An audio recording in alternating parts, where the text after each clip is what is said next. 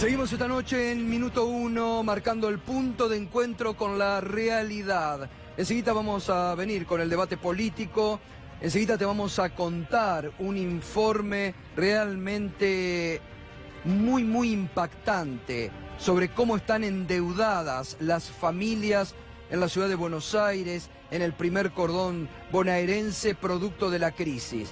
Pero anoche Pedro Brigger te contaba aquí las nuevas revelaciones que se están dando en Brasil, donde ya empiezan a salir a la luz audios muy comprometedores para el juez Moro, hoy ministro de Justicia, para los fiscales que fueron los que armaron la gran operación para meter a Lula preso en Brasil y evitar que Lula llegue a la presidencia de la nación, porque todo fue justamente con ese objetivo, para evitar que Lula llegue a la presidencia de la nación. El mismo esquema montado en la República Argentina, el mismo esquema con el mismo objetivo.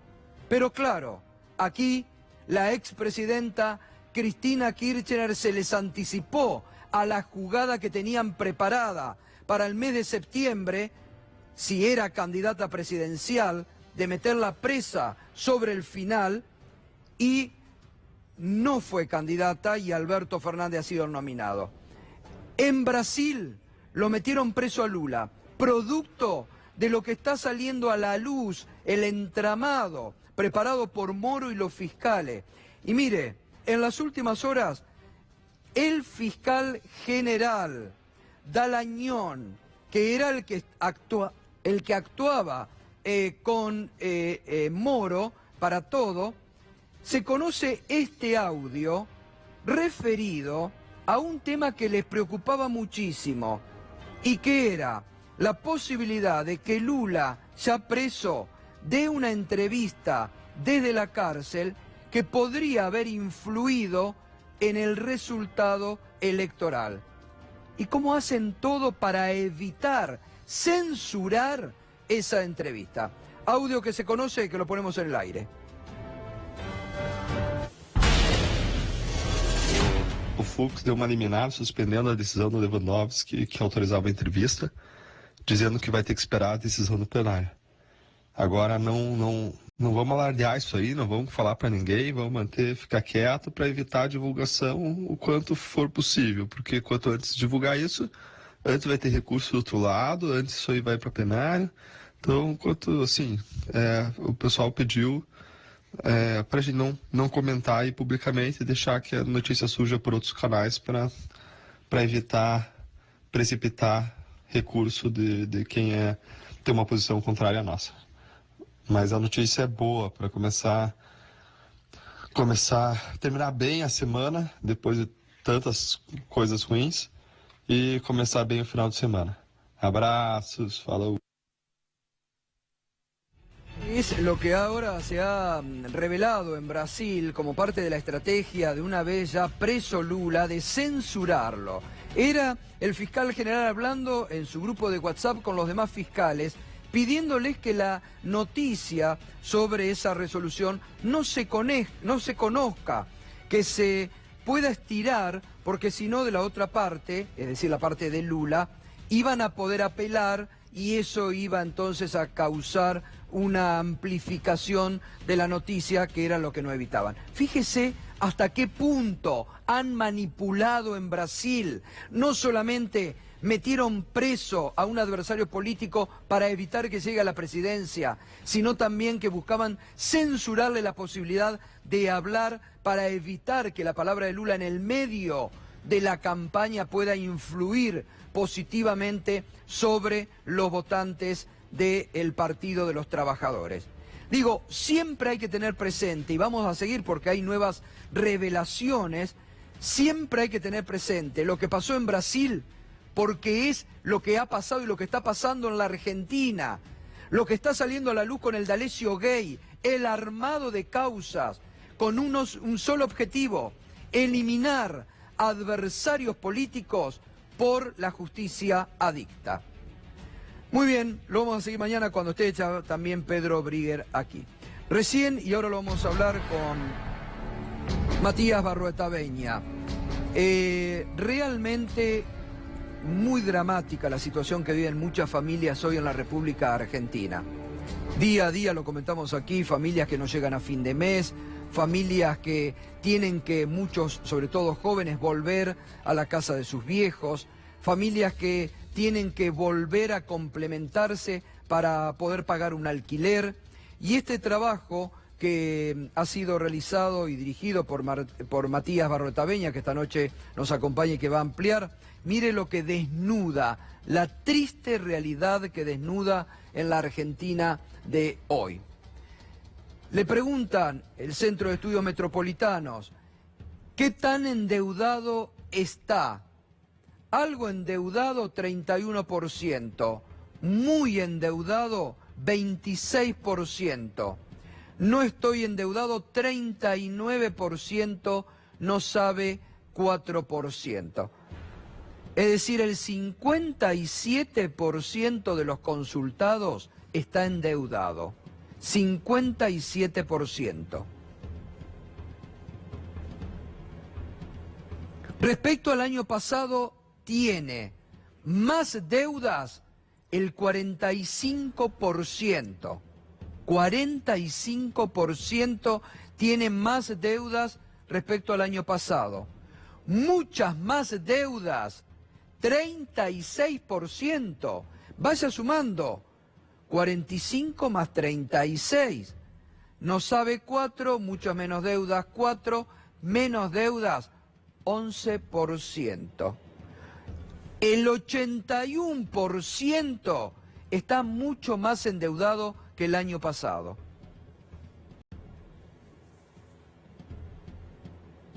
¿Con quién está más endeudado? Con el banco, el 30%, la mayoría. Con familiares y amigos, 22%. Tarjetas, esto es tremendo, ¿eh? Nosotros diariamente decimos, Fernando lo viene anticipando, trate de no pagar lo mínimo porque el bollo que se le va armando es tremendo. Pero hay un 14% endeudados con tarjeta. Otros 11%, ANSES, que esto deben ser los créditos de los jubilados, 9%, y financiera, este es otro gran problema, sobre todo se da en la provincia de Buenos Aires, financieras, 11%.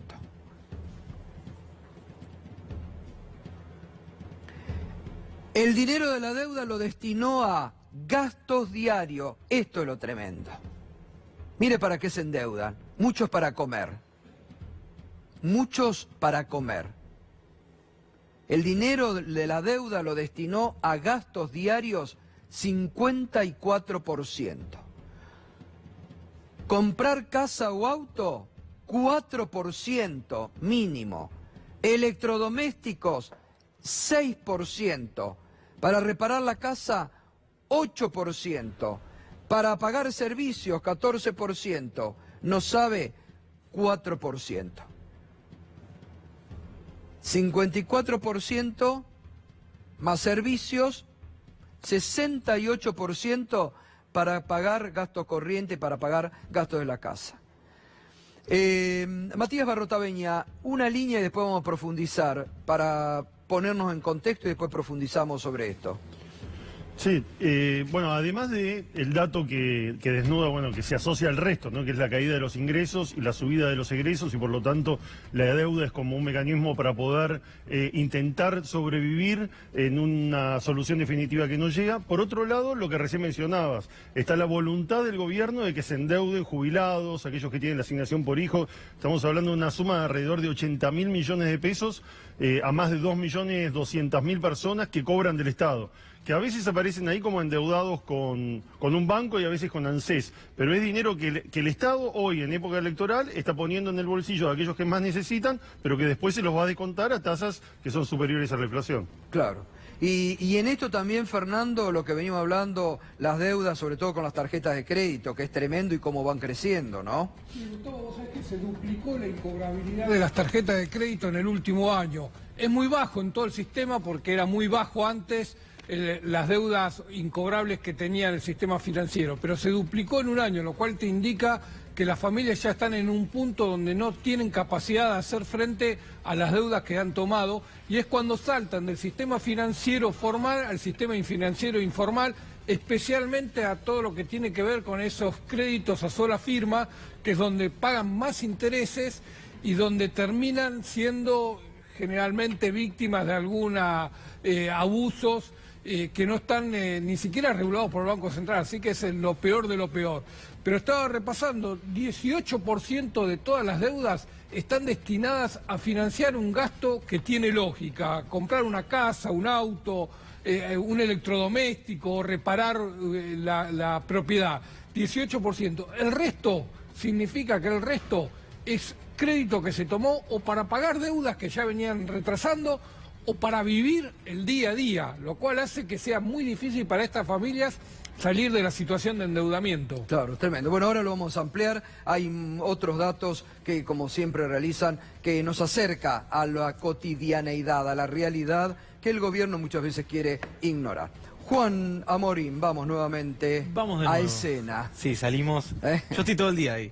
Me van llamando y salgo. Lo tenés ahí tu escritorio. Sí, claro, es mi oficina. Vamos a hablar un poco de las elecciones, Gato, porque se viene el debate presidencial. Ya están confirmados los precandidatos. Una vez superadas las PASO, habrá debate entre los candidatos presidenciales de las distintas fuerzas. Por ley, no será organizado por la ONG Argentina Debate. Varios de Argentina Debate terminaron siendo funcionarios de este gobierno. Exactamente. Lo bueno es que va a ser organizado por la Cámara Electoral, ya está regulado por ley, por lo cual todos los candidatos deberán ir al debate. Si te parece, vemos algunos de los detalles de lo que será, insisto, el debate de Argentina 2019, precalentando ya los motores para las elecciones. Como te decía, todos los que superen el piso de las primarias tendrán la obligación de presentarse al debate. Y mira qué interesante, si no se presentan al debate presidencial, les quitarán los espacios publicitarios cedidos por la Cámara Nacional Electoral. Por ejemplo, en los cortes de este canal vemos nosotros los spots de los distintos candidatos. Bueno, si alguno no se presenta, por ejemplo, si Macri no se presenta, bueno, se le quitan todos los espacios cedidos, por lo cual obviamente van a terminar yendo al debate. Ya están las fechas confirmadas del debate presidencial, si te parece ya las vemos, y los lugares también están confirmados. A 2 semanas de las elecciones serán en la Universidad Nacional del Litoral, en Santa Fe, en la capital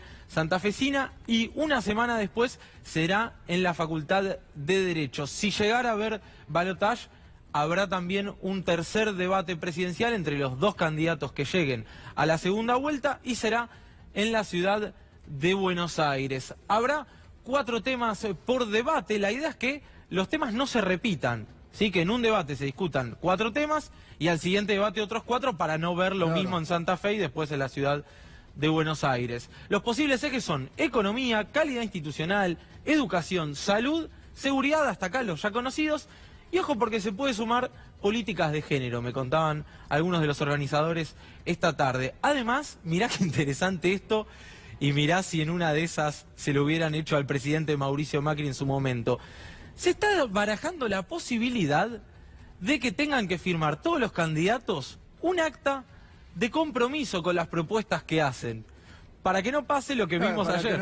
Para que no pase la estafa electoral que ha sido el debate del 2019 con las promesas incumplidas de Macri, que fue una verdadera estafa electoral. Porque la verdad que uno se pregunta, ¿para qué un debate si se van a chicanear y si después nada de lo que se prometió se cumple? En el caso del 2015, nada, lo vimos ayer con lo que vos, con el trabajo excelente que hiciste, Juan, nada. Entonces, ¿para qué sirve? Ahí realmente tiene que haber un compromiso, una sanción, algo después. Bueno, por eso la idea es que firmen, de todas formas sería una firma más moral, si se quiere, porque ¿Y cuál obviamente es la metodología del debate? Bueno, la idea es que sea un poco más dinámica y un poco más estricto que en otras oportunidades. El 2015 fue un bodrio porque ganó haber realmente intercambio entre los candidatos. Y además te decían, habla de seguridad y terminaba hablando de el panelista de 678. Digo, era realmente muy abierto. Bueno, la idea es hacerlo un poco más acotado para que puedan hablar. Y también una novedad interesante, va a haber una dupla de moderadores y nada más. Y no van a tener ningún tipo de posibilidad de hacer comentarios subjetivos los presentadores. Va a ser un periodista hombre y una periodista mujer, y van a ir rotando las duplas. No va a ser la misma dupla en los 2 o 3 debates si llega a haber balotaje. Pero mira qué interesante esta imagen. Los lugares van a ser por sorteo en realidad. Pero imagínate, Mauricio Macri, Alberto Fernández, Roberto Lavagna, Nicolás del Caño por la Izquierda Unida, José Luis Espert y Manuela Castañera por el MAS. Nos quedaría afuera, le pido disculpas a Juan José Gómez Centurión, fue simplemente una cuestión de atriles. En esta oportunidad, la verdad es que el debate puede llegar a ser interesante, habrá que ver cuál es la modalidad, e insisto, celebrable que en Argentina empecemos a tener debates y que nos acostumbremos a tener debates presidenciales. Alberto Fernández ya anticipó que no vale la pena debatir con un mentiroso, hablando del presidente Mauricio Macri, pero que están obligados por ley, así que van a asistir absolutamente todos los candidatos que superen obviamente las PASO. Habrá que ver si después se cumplen las promesas o no. Ya tuvimos la mala experiencia de 2015, que el presidente prometió muchísimas cosas siendo candidato y después hizo, como repasamos ayer, todo lo contrario. Gracias, Juan. Por favor, Gato. Irina Hauser. Mañana va a haber movimiento en Comodoro Pi y tiene que ver con la presencia de Alberto Fernández, de quien estábamos hablando precisamente recién. ¿Por qué va Alberto Fernández a Comodoro Pi? Lo citó el juez Claudio Bonadío, lo citó como testigo en la causa conocida como la del memorándum con Irán. Es la causa que se inició con la denuncia de Alberto Nisman, 4 días antes de aparecer sin vida. Esa denuncia donde planteó que Cristina Fernández de Kirchner y que el fallecido Héctor Timerman habían incurrido en un encubrimiento respecto de los iraníes sospechosos del atentado a la AMIA. Esta causa está elevada en su mayor parte a juicio oral. Está en un tribunal oral aguardando el juicio, Tribunal Oral Federal 8, pero el juez Claudio Bonadío se quedó con una partecita muy menor que le sirve para hacer este tipo de cosas, como por ejemplo en plena campaña citarlo al candidato Alberto Fernández como testigo. ¿Por qué? Porque planteó en su momento alguna disidencia respecto de el memorándum, una disidencia en el año 2015. Bonadío se agarró de una entrevista que Fernández dio en el año 2015. Con eso lo cita a declarar para poner en evidencia posibles diferencias en torno a este tema con la candidata a vice Cristina Fernández de Kirchner. Mañana estará Alberto Fernández en Comodoro Pi, estaremos atentos. Bueno, muy bien. Gracias, Irina. Bueno, se suman para el debate de esta noche. Ya estaba presentado Matías Barrotaveña con datos muy interesantes que ahora vamos a profundizar. El intendente de Escobar, Ariel Sujarchuk, y aparte Santiago Cafiero. Buenas noches, bienvenido. Bueno, otra vez, Ariel, el territorio de la provincia de Buenos Aires como la madre de todas las batallas. Ya ha salido la gobernadora incluso a cuestionar al candidato Axel Kicillof, sin propuestas, cuestionamientos o adjetivaciones. ¿Y qué es lo que está en juego, Ariel, con estos años de experiencia que además tenés en Escobar? Está en juego el futuro de los argentinos, para empezar. Está en juego lo que venís mostrando en los números. Yo lo veo en los empleados municipales que tienen todo su sueldo comprometido en el día a día, cómo te vienen a ver, porque aún teniendo ingresos y un ingreso relativamente asegurado, que es lo que te da la estabilidad del Estado, la preocupación por llegar a fin de mes.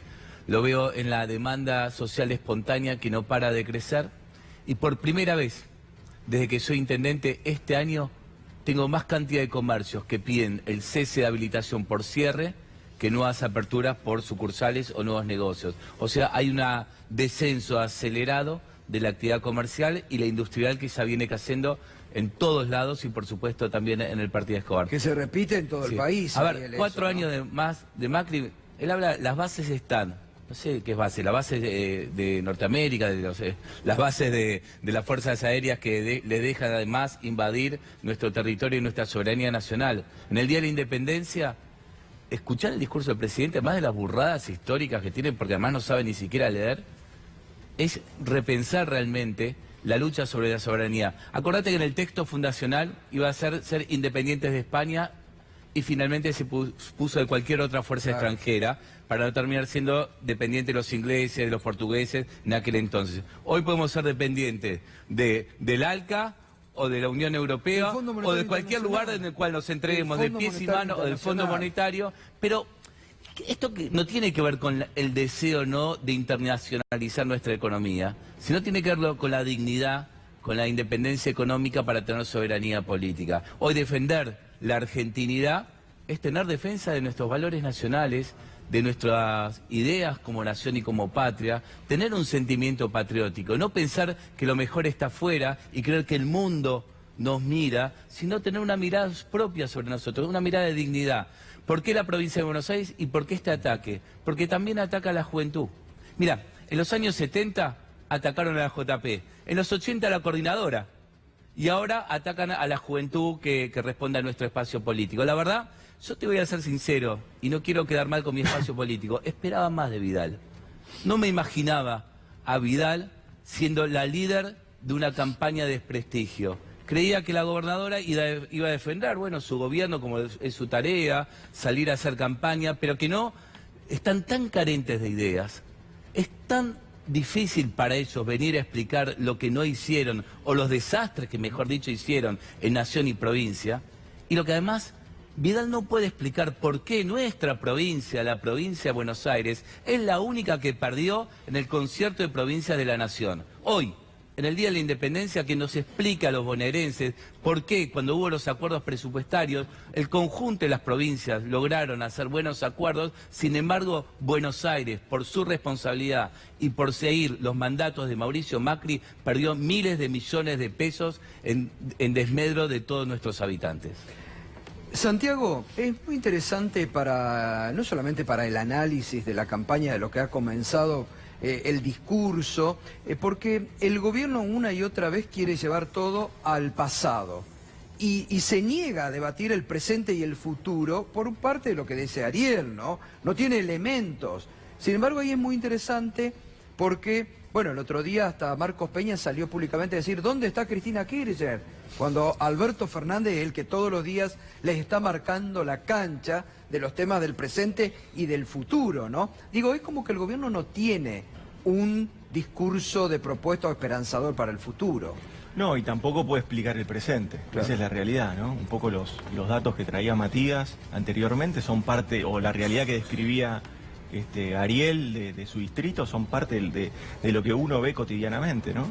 Y eso es lo que el gobierno no puede explicar. Y mientras un gobierno no puede explicar que en algo le ha mejorado la calidad de vida a sus habitantes, a sus ciudadanos, se le hace muy difícil hacer campaña. Las campañas políticas tienen, y sobre todo este gobierno es bastante probado, tienen la campaña política que hizo Juntos por el Cambio, que está haciendo ahora, tiene mucho condimento de lo que fue la campaña del 2015, de lo que fue ese debate del que hablabas anteriormente. Esto es la manipulación de los hechos, la manipulación de la opinión pública, y sobre todo ahora profundizado, como no puede, en ese momento expresaba algo de esperanza, ahora no puede expresar ninguna esperanza, porque estuvo 4 años donde la Argentina perdió, donde la economía retrocedió, donde se aumentó el desempleo, donde se aumentó la pobreza, donde las escuelas, hablaban de Vidal, bueno, Vidal encontró una provincia, y ahora va a dejar una provincia con más endeudamiento, con menos escuelas, es decir, con obras públicas que todos sabemos que esos spots de obras públicas que circulan son obras públicas, que eso no es real, la sociedad no lo está viviendo, los bonaerenses no viven ese clima de fuerza y de potencia de la obra pública en su distrito. Después ponen spots que dicen, bueno, hicimos cloacas donde antes no había cloaca, y sí, claro, ¿dónde vas a hacer cloaca? Donde no había cloaca, o tiene lógica, digamos, ¿no? Entonces, hay parte de un patrón de mucha mentira en parte del gobierno. ¿Producto de qué? De que no puede explicar que le ha mejorado la calidad de vida en nada a los argentinos durante 4 años. Entonces tiene que ir al pasado, a un pasado distorsionado, a un pasado de mucha mentira. Pero bueno, esa va a ser la estrategia, una estrategia de mucho odio, de mucha confrontación. ¿Eso que produce en la sociedad y en nuestro electorado? Descalificación, lo que decía recién Ariel. Por eso. Descalificación hacia la figura, por ejemplo, del candidato a gobernador Axel Kicillof por pertenecer a un espacio político. ¿Eso qué produce? ¿Qué le produce a la política? Mucho desprestigio, a la política como actividad pública. ¿Y qué le produce al ciudadano? Mucho desconcierto. Pues dice, bueno, che, ¿y entonces qué hago? ¿No? Es decir, le provoca mucha angustia. La gente no está llegando a fin de mes. El que llega a fin de mes no sabe si va al mes siguiente continuar con su nivel salarial, si eso le alcanza o no le alcanza. No sabemos, no hay ninguna previsibilidad de cuánto voy a pagar de servicios públicos. Y olvidate el que no tiene trabajo, el que no tiene empleo, está mucho más desesperado. Es decir, ante ese cuadro, el gobierno lo único que hace es golpear y golpear y golpear con un pasado distorsionado, pero que, bueno, evidentemente el gobierno está enfocado en esa campaña de odio. Ante eso, ¿qué estamos nosotros haciendo con Alberto Fernández? Tratando de cristalizar y poner blanco sobre negro cuál es el proyecto nuestro. Entonces Alberto es muy claro y dice, tomando lo que decía Matías, si buscan un gobierno que siga endeudando a la Argentina, bueno, yo no soy ese presidente. Claro. Yo soy el presidente que va a desendeudar. Nosotros somos un gobierno que va a desendeudar solamente al país en términos macroeconómicos o financieros, no, también desendeudando a las familias, porque nosotros vamos a generar empleo, nosotros vamos a poner en producción en la Argentina y eso va a hacer que el consumo genuino de los argentinos empiece a recuperar terreno. Ariel, ahora voy a profundizar este tema que es muy interesante con Matías, pero ¿cómo está hoy la provincia de Buenos Aires? Porque claro, también ahora Vidal trata como de desprenderse del gobierno nacional porque la tira para abajo, digo. ¿Cómo es reflejo de lo que a nivel nacional está pasando también la provincia de Buenos Aires? Claro que sí, mirá los cortes de luz. Después de los obscenos tarifazos que vienen recibiendo los bonaerenses, los cortes de luz, ¿dónde está la gobernadora? Cuando llovió muy fuerte estos días, ¿dónde estaban? Con el tema del enorme frío, que es una contingencia climática que no es nueva, que obvio, siempre en julio hace frío. ¿Dónde está? ¿En dónde está? La verdad, hoy, y te digo aquí ahora mientras estamos hablando, el hospital Eril de Escobar no puede recibir más chicos internados. No tiene personal suficiente. Ahora, hace un rato antes de entrar, me llamó a mi celular el secretario de Salud y me dice, Ariel, tenemos un problema, el hospital no está recibiendo. ¿Qué le dijimos? Llamá al subsecretario de Salud de la provincia que se hagan cargo. Yo no voy a tolerar en nombre del pueblo Escobar, ni ningún intendente, de que hace una muerte por irresponsabilidad política, porque no invierten donde más se necesita, en salud, en educación, en darle trabajo, en darle asistencia social a los más necesitados. No se hace gobierno en Facebook. Podés hacer campaña, te la banco, hacer lo que quiera, mostrarme 4 obras y decir que hiciste un montón. Eso será tu campaña, pero no es gobernar. No es gobernar. Hospital que depende de la provincia. Por supuesto, claro que sí. Y te lo digo en el municipio que con orgullo más bajó la mortalidad infantil. Pero ¿sabes qué? Lo hacemos porque justamente atendemos, porque nosotros abrimos 6 centros de salud y ellos no terminaron el hospital de Garín, el hospital del Bicentenario. Nosotros abrimos más escuelas, pero ellos no ponen las estufas para las escuelas y la está pagando el municipio de Escobar. Y le tengo que explicar a mis vecinos que quizás hago una cuadra más, una cuadra menos, de esos que ellas ponen en los spots, porque estoy pagando las estufas que no paga Vidal, que no paga la provincia, pero que les corresponde. De cada $1 que pone la provincia en educación, el municipio pone 6. De cada $1 pone 6. Y en casi todos los niveles. Pero la verdad, lo más importante es que tengamos conciencia ciudadana de qué va a pasar. Porque a un país que se endeuda más, hace que la gente se pueda desendeudar menos. Esta fiesta que están haciendo con los fondos públicos para contener el dólar y decir, ay, acomodamos la economía, cuando todo el mundo sabe que esto está a fuerza de fuga de capitales, va a significar que el dólar después está a 60, 70. No queremos más bueno, eso, lo están diciendo porque ellos quita mismos. poder adquisitivo, Lo Gustavo. ayer lo dijo Pratgay y Acevedo, en un momento te lo introduzco a vos también, Matías. Cuando explote, explota, ¿no? Porque tienen una contención artificial. Esos datos están hablando de una situación ficticia de contención.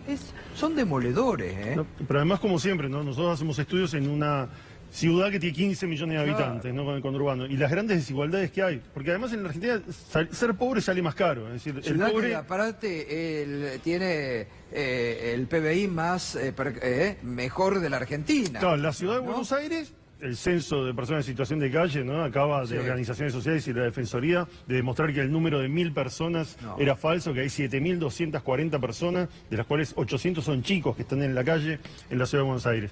Pero digo, aquellos, cuando uno se va a José Cepaz, a Moreno, a Florencio Varela, lo que uno ve es que se endeudan a tasas muchísimo más altas, lo que se decía recién. Porque ahí aparecen las financieras. O los narcos, directamente. Nosotros, Daniel Arroyo habla mucho de esto, los narcos muchas veces son el prestamista en algunos de los barrios, porque son los que manejan efectivo.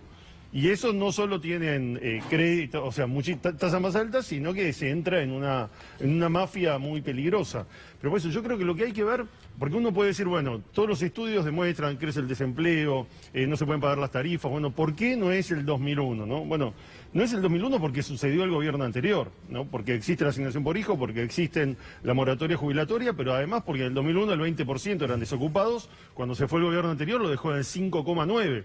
Ahora subió al 10, 10,2, 10,3, pero no llegó al 20 del 2001. Lo mismo pasa con la caída del salario. Bajaron el salario real más de 8.000 pesos promedio a valores constantes, pero no llegó a la baja de lo que era el 2001. Es decir, los aumentos salariales del gobierno anterior, que siempre eran superiores a la inflación salvo en un año, la inclusión jubilatoria, la asignación por hijo, construyen un piso de protección social que permite que esto no estalle. Y por el otro lado, yo creo que lo que hay es la canalización que puede dar la política. Yo creo que hay una esperanza. Creo que hay esperanza en la política y por eso también no estalla, porque hay una herramienta y la política está canalizando. Yo creo que hay una posibilidad de clima antipolítica porque cuando hay bronca y cuando uno escucha los discursos que escucha, muchas veces la bronca con el sector público y la demanda es lógica. Pero creo que también hay una expectativa y me parece que esa, bueno, es la oportunidad que da octubre de poder cambiar este rumbo.